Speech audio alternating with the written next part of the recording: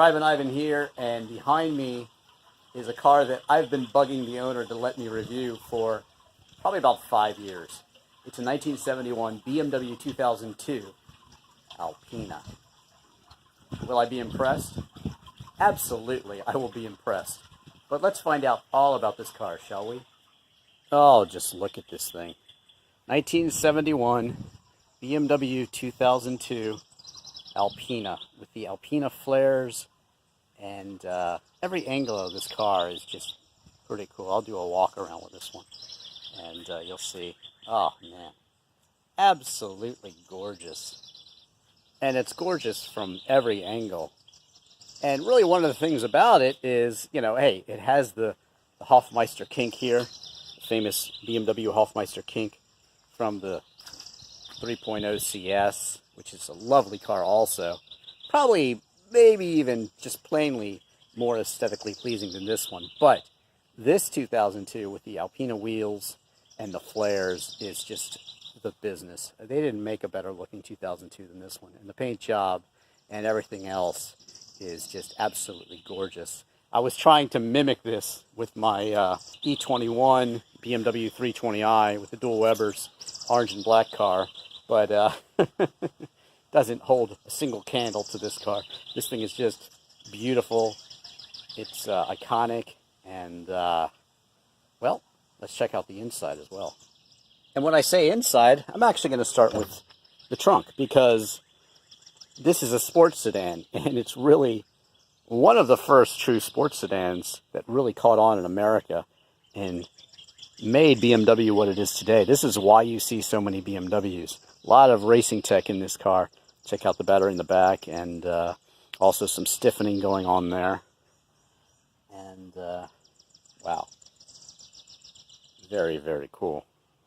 And a useful trunk. Inside, you've got these big racing seats with huge bolsters. Normally don't find seats like this in a BMW 2002, but this one is a racing version.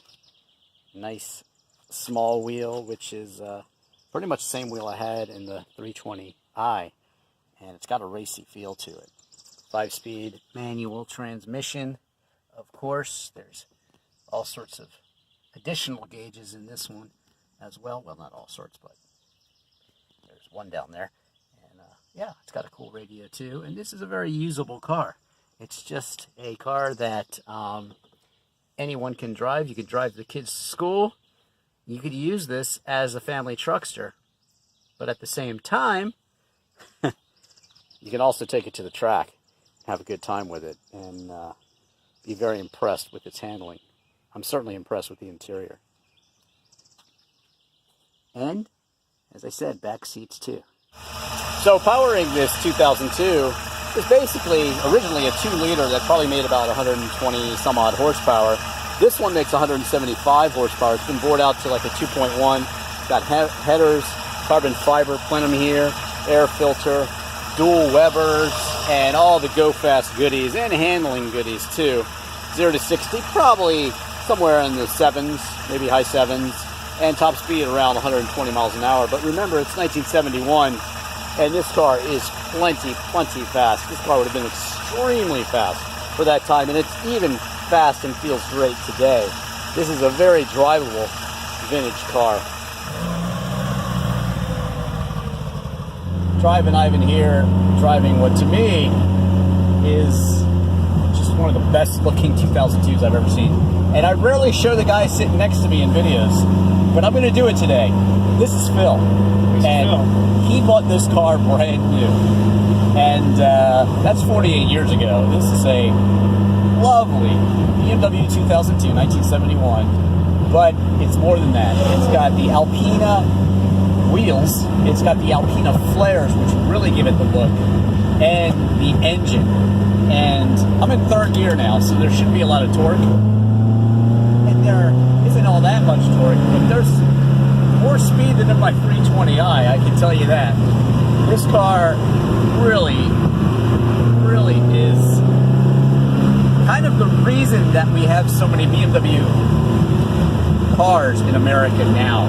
This car was the first one that people started bringing over from Germany, and people were like, wait, you can have a sedan that's not sedate?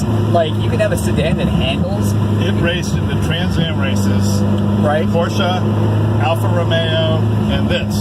And this car was a true 5-passenger, and those other 2 cars in Trans Am were 2 plus. They cheated.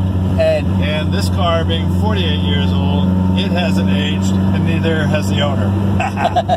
This guy who bought this car 48 years ago happens to be an instructor as well, so he can drive. He also has quite a collection of cars. He has a Pikes Peak winner Audi rally car. He has a Roof 911 Turbo, and he got it in Germany and brought it over. So this guy is the real deal, and this car is the real deal too. The cars are the real deal. I don't know about how good a deal I am. Let's listen to that. Kind of wind it out a little bit.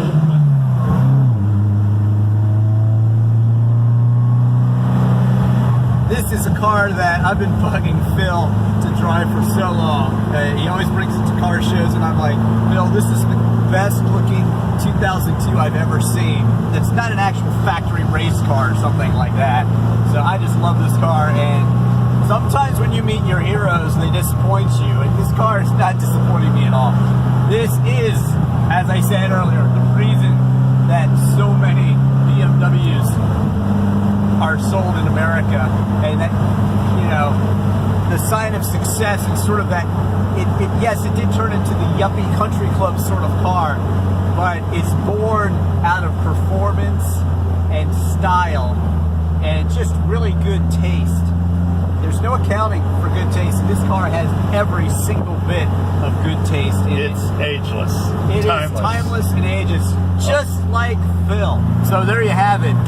This car is the real deal, and certainly a legend and a timeless classic. Thanks for watching. Don't forget to follow me on Twitter and Instagram. Check out all my other car videos, disc golf videos, music videos, and even documentaries. And just Google Drivin Ivan and any car you'd like to see, and you'll see my review. Drivin Ivan.